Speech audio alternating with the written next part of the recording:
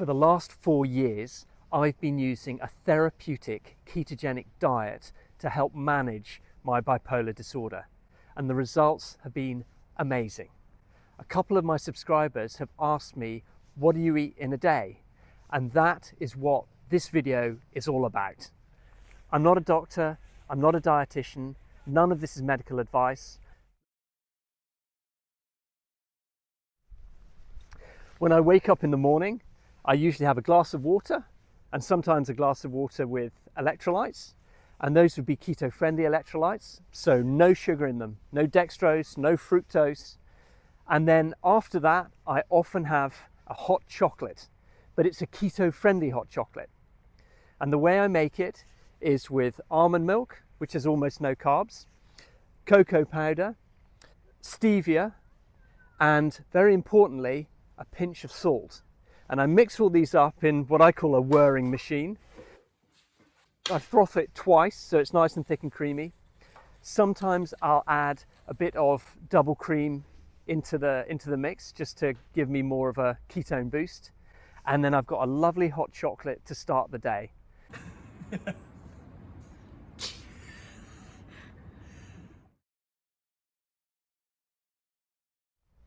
So for breakfast, there are a few meals that I have. I might have bacon and eggs and mushrooms, all fried up in butter with some salt and maybe some pepper on it, and some homemade mayonnaise on the side to kind of provide plenty of fat.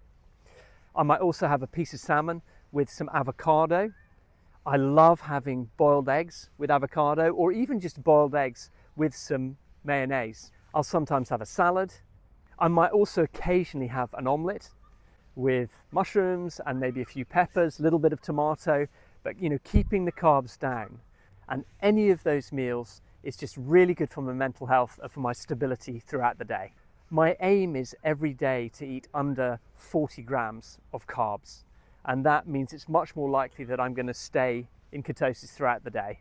But as long as I have enough fat and protein and not too many carbs, I'm good to go until lunch. Generally speaking, I have a salad for lunch.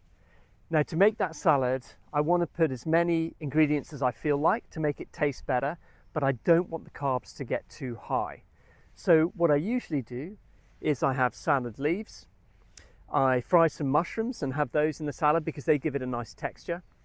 I might fry some bacon and put that in the salad too, and obviously pour in the oil or the sort of the waste butter into the salad as well to kind of make it more tasty. I might add pumpkin seeds, feta cheese, perhaps a little bit of red pepper, plenty of cucumbers, perhaps a little bit of tomato. I might add some almonds or olives, perhaps some blueberries or raspberries. There's quite a lot of choice as to what you can put into a salad that is low carb.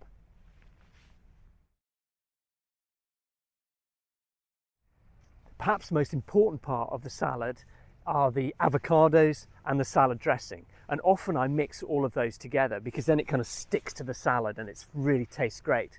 So for a salad dressing, I just mash up some avocados. I add lots of olive oil, a bit of mustard, perhaps some lemon juice, and then sometimes just a bit of stevia just to sweeten it up.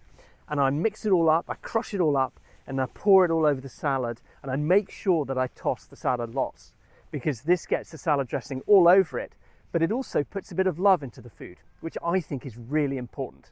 So now moving on to supper.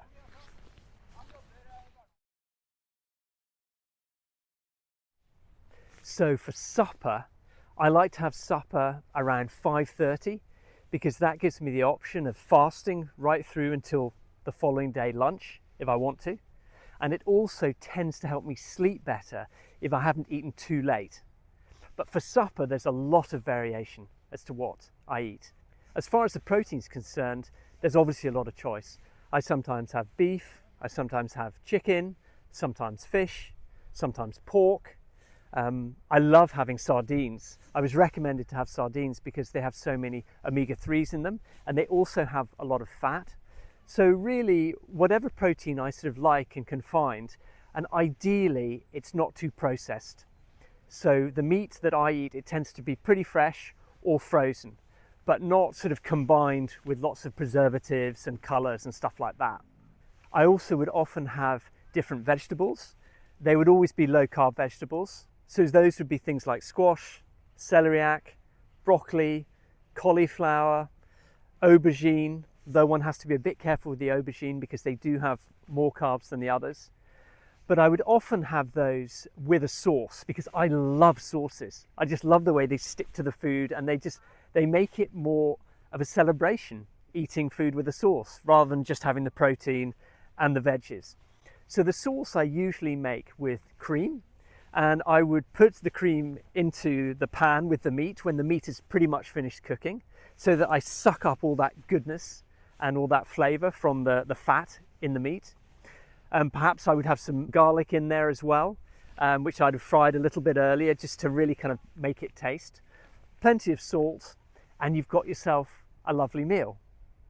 Now clearly I do vary my meals more than just this, but this is giving you a basic sort of skeleton of what I base the diet on.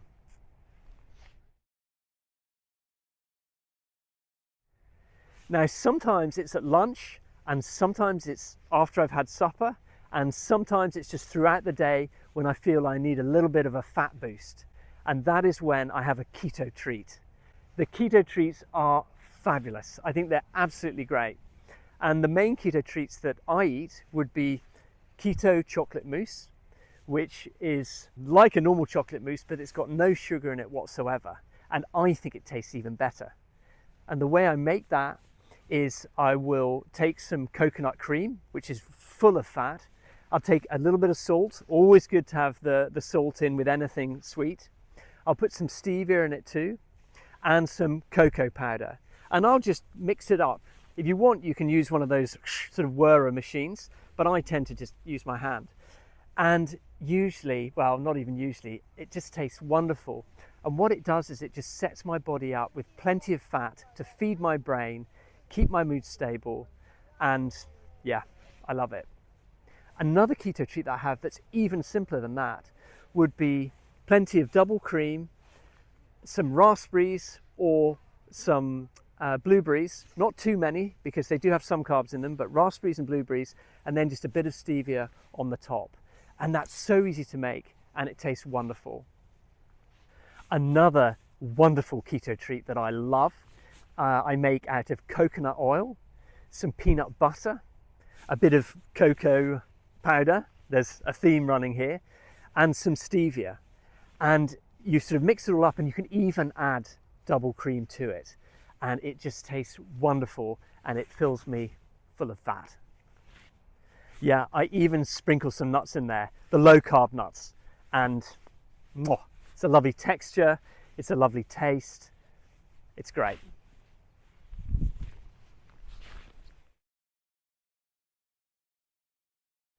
But for the therapeutic ketogenic diet, we are limited. You know, there's no sugar, there's no pasta, there's no potatoes, there's no parsnips.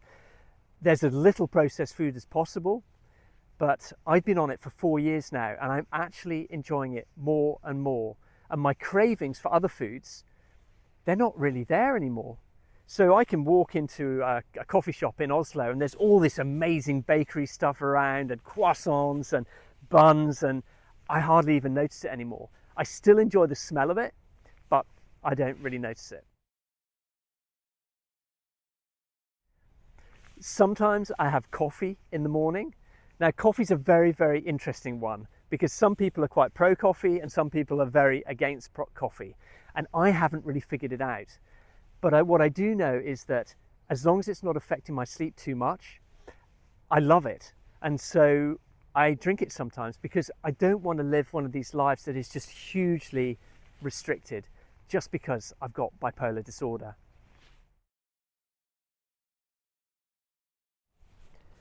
So that's what I have on an average day of therapeutic ketogenic diet. When I started it, I was actually on a research project, the first European project looking at ketogenic diet and how it affects people with bipolar, and if people with bipolar can actually follow the diet. And I think out of 23, 24 people, 21 of us managed to follow the diet. So it is possible to do it, and as time goes on, it gets easier and easier. But when I started doing the diet, I did need to get help with measuring out the food, like weighing the food, and then figuring out how many carbs were in the food, because it's really important not to go above the carb limit. Because if I sort of break the carb ceiling, then I stop going into ketosis, and the benefits of being on a ketogenic diet reduce tremendously. I do my best to make sure that the food that I eat is not processed and is as natural as possible, sometimes organic if it's not too expensive. Every so often I discover a new recipe or something I can eat, and quite honestly, the effect that it's had on my mood, the kind of the calming of my nervous system and the increased stability in my head, it's all been worth it. So the therapeutic ketogenic diet is a really powerful tool, and occasionally when people start it, if they have bipolar, they can get a bit hypomanic.